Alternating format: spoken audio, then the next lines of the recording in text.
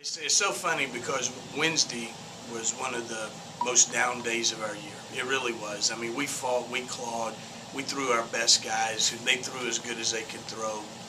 We had a bad break on a ball going under a fence, and we left here about as down as you can be. It's funny how 4 or 5 days later, we're about as happy as you could possibly be.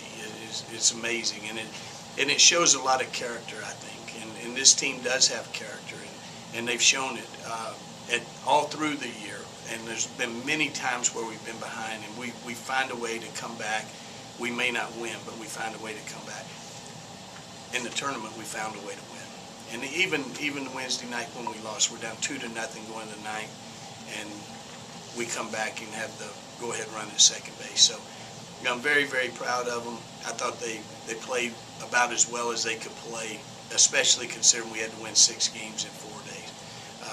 And as I told them, it'll be something they'll never forget. Any of us will never forget this week. It's just so hard to single anybody out, but just for today's game, talk about what Fowler gave you out there. Well, it was unbelievable what he gave us. But before I talk about that, I need to say Shields taking the ball on 1 day's rest yesterday made this possible. And we felt like we're going to have to win all of these games to win. We don't have one to play with. And we felt like if we could get to the final game with Fowler with 3 days rest, we can win. And to do that, Shields took the ball with 1 day's rest and went out there and gutted it out and gave us 4 innings and allowed this to happen today. That being said, Fowler was unbelievable. And I really believe he could have probably finished the game. He wanted to finish the game, but when I told him I was taking the ball, he said, "I trust you, I believe in you." And that meant a lot, too, because he had his heart set that he would throw a complete game, much like Casey did. And coming into yesterday, you had to win 2 yesterday and then 1 today, and everybody was saying, how much pitching can they have left? Coach against SEMO and Tech twice in 27 innings. You put up 24 zeros. Yeah, I had one of my buddies ask me this morning if we had enough pitching. I said we'd probably have to bullpen some guys to give them some work. But, everybody had to step up, and everybody had to do their part. It's good when you have roles, too. And we had some guys step outside their roles, but when we get late in the game, we're kind of a handful because we kind of know our roles. Michael Mason's going to come in. They're going to have to struggle with him. And then Stout's going to come in. He's just going to will his way to do it. I mean, it's unbelievable to watch him on a daily basis, what he does to prepare for that short time that he's in a game.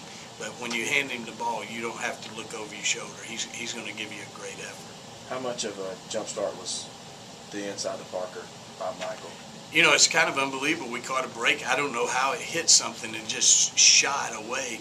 And it's great it was Michael, a guy who can run like that. And as he's coming from second to third, I know what's on his mind. I was a little bit nervous about doing it because the last thing you want to do right there is get a guy thrown out at the plate. But I thought it was worth the risk. And I don't really know how close it was. I don't think it was real close. But, I was proud of Michael. I thought he stepped up and did some really, really good things in this tournament. And, those Bishop boys have been pretty good for us for 4 years. Andrew, he played about as good a shortstop as you could play in the tournament. And another that was coming, the MVP, and it was running through my mind, whoever's voting on this, I don't know how they're going to pick it. It never crossed my mind because I've never seen that happen. But I think it was a good pick. The only better pick might have been just to say the team. I mean, how do you do that without everybody on the team? But I have no problems. And, truthfully, our guys, they don't care much about individual awards. Their award is coming when we go somewhere next weekend, and we try to make some noise. That's what they play for. I'm just really proud of them. It's good to be a part of people with class, people with integrity, character. This team has a lot of that, so I'm very fortunate to be a part of that. Coach, the regionals, just general thoughts, and you've been there before, and what you sort of expect? Well, I think this league this year, more than any other league, would prepare you for a regional. And we tried to do some things as well. Late in the year, we tried to play what we consider regional type teams scheduling-wise. We played Alabama twice. They beat us both times. We played Mississippi State at Mississippi State, and we were able to beat them. The reason we did that is because we wanted to try to prepare ourselves as much as we could, if we were able to do this, to go, and not just to be there, but to go there and win. And that's something that JSU has not done since I've been here. And so our goal, we just got one of our big goals right there. But the next goal is that we go and try to give ourselves an opportunity to win a regional. It can happen. This is a game that it can happen. In college baseball, it can happen. But you have to believe, just like our guys believe this week, they have to believe next week, and then we have to play in a similar fashion. Well, general thought is, man, hats off to Jacksonville State. I think what they did is unprecedented in this tournament to win 6 in a row. If I'm not mistaken, I could be wrong, you guys can tell me better, I think they knocked every single team out. So the other 5 teams, they were the one that sent them all home. So I just congratulate them. They deserve to win. They outplayed us. They were better than us. Our guys competed, but they outcompeted us even. So hats off to them. They were great. You mentioned yesterday how your team can get that one big inning, and you've been doing that, off and on all year. Today you didn't get it. What did Fowler do that kind of kept you off? He was great. I mean, he was fantastic.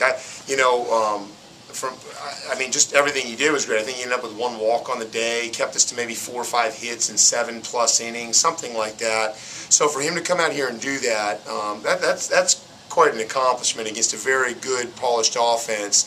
And the thing is, I think at our place back in April or whenever it was they came, he didn't make it through 2.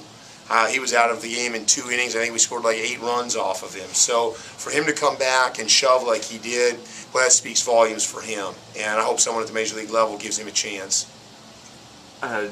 Did you feel like, once you got the home run from Stevens in the 3rd inning, I think it was, did you feel like, okay, we've broken the ice, maybe we'll go ahead and get rolling? Yeah. I mean, to get up 2-0, I think it was a big thing, especially against a team that's played 7 games.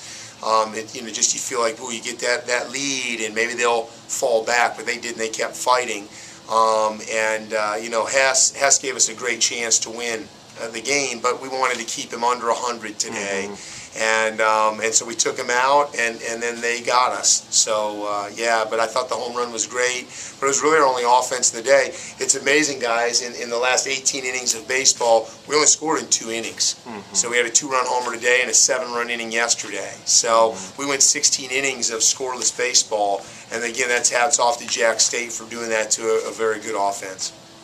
Momentum-wise, it seemed like it was starting to shift when Bishop, I believe Michael Bishop, got the inside the park home run. Just a funny bounce, and from there it seemed like they got some life in them and figured that they could come back on you. Yeah, absolutely. A good hitter. I know he struck out a few times today, but he's a good hitter. He carried them a little bit yesterday, and then when he got that, that changed momentum a little bit.